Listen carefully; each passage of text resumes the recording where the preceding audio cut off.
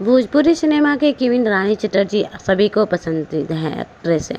Actress की फिल्में लगातार फैंस को एंटरटेनमेंट करती रहती हैं।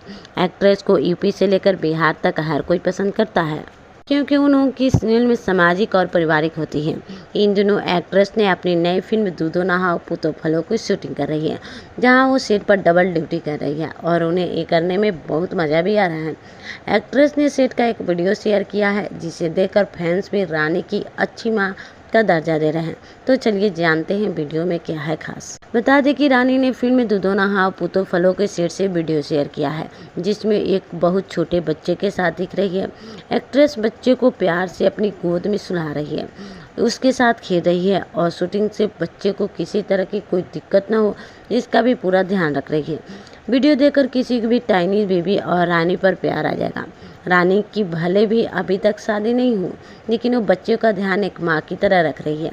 उन्होंने कैप्शन में लिखा, दूधो नहाओ पूतो फलो की शूट चल रही है, साथ में बेबी की care on camera and off camera.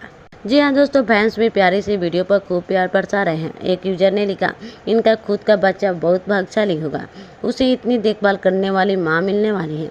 एक दूसरे यूजर ने लिखा, ऐसा लग रहा है कि ये बच्चा रानी का ही है, एक साथ बहुत प्यारे लग रहे हैं।